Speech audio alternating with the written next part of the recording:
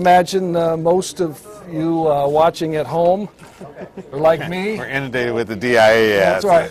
Well, with all kinds of political ads and from the candidates and everything, but in particular, communication from the Detroit Institute of Arts. Marie Erickson is here, the Chief Operating Officer of the DIA.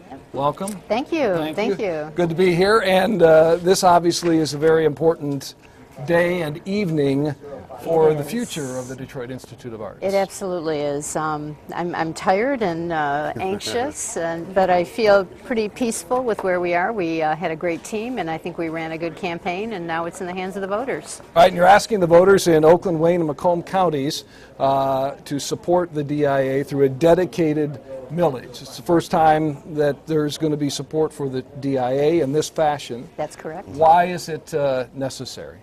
Well, we have been literally fundraising about 2/3 of our operating budget every single year. And in about 2008, we began looking at our financial model and saying, this isn't going to work. This is not something that can sustain an institution like the DIA for the long term into the future.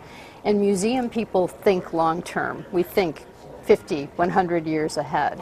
And we said, this isn't something that we can keep doing. We know that sooner or later we're going to get hit, and lo and behold, 2008, 2009, the recession really hit Michigan, and we were having a very difficult time raising dollars. And at that point in time, we said, okay, we've put it off for a while. If you'll recall, the zoo went for a millage in 2008. We wanted a little space between the zoo's request and our request, but we knew that we needed to start the legislative wheels rolling. So we did that. We started the legislative wheels rolling in 2010.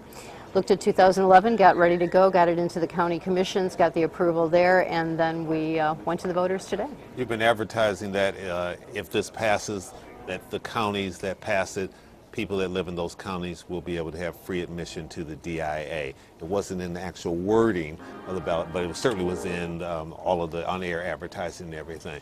Is that going to be the real key, you think, for if the numbers hold up that we've seen? Well, I haven't seen any numbers, so I'm glad to hear that there's numbers to hold up. I'm talking about advanced polling, not exit polling. But, you know, I think that that's part of it, but I also think that people really do see the DIA as an important part of our community, and not just the city of Detroit, but our tri-county regional community. We are important in so many ways, for education, for community development, for economic development. One of our biggest supporters throughout this process has been Brooks Patterson. And one of the things that he keeps saying is, when I bring people into Oakland County to locate their businesses here, they ask me about schools, they ask me about neighborhoods, and they ask me about cultural opportunities. And the DIA is at the top of that list. Now, it is located in the city of Detroit. It is. Detroit Zoo is the Detroit Zoo, but it was located in Royal Oak. Some had some concern, I think, about, you know, Macomb, Oakland supporting a Detroit institution, but you are a regional institution. You happen to be located in the city of Detroit. You're a treasure for Detroit, but beyond, for all of Michigan, frankly. Absolutely. And, you know, at one time we did get a good part of our budget from state of Michigan support, and that too changed. What we're hoping to do with this millage is get the museum away from the sort of vagaries of the political winds in terms of funding. What we are asking voters to do is give us this very small millage for 10 years. And in that 10 years, we'll use the millage dollars to fund our operations, and we will take our fundraising power, and we are pretty good fundraisers, and we will use it to build unrestricted operating endowment. We think we can get our operating endowment to about $300, maybe $325 million at the end of that 10 years.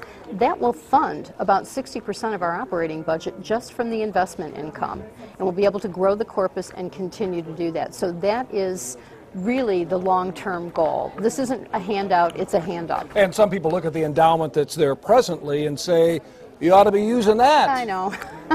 You know, you've heard the criticism. You know, those folks have their point, but I have to tell you that no responsible nonprofit organization is going to spend the corpus of their endowment. If you spend the corpus of your endowment, I've used this analogy, you're in a very cold winter with very low resources, and you start burning your furniture, and sooner or later the furniture is gone and you freeze to death. And that's exactly what would happen. Spending endowment, the corpus of the endowment, is the fastest way to close this museum.